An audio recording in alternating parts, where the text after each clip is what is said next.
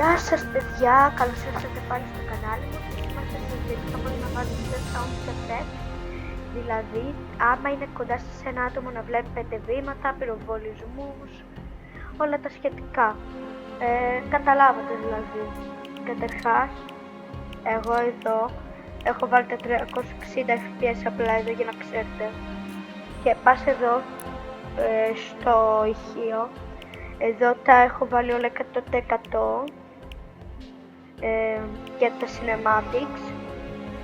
Εδώ βλέπετε sound effect, τα βάζεις 100%.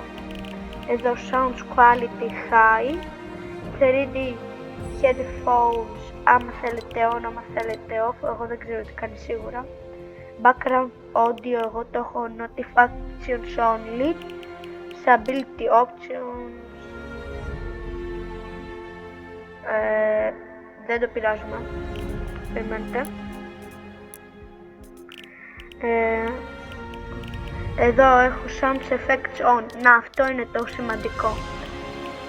Visual sound effects, τα έχετε on για να τα βλέπετε. Και όλα τα άλλα όπως νομίζω τα είχατε και πριν θα πρέπει να τα έχετε. Αυτό ήταν το βιντεάκι για σήμερα.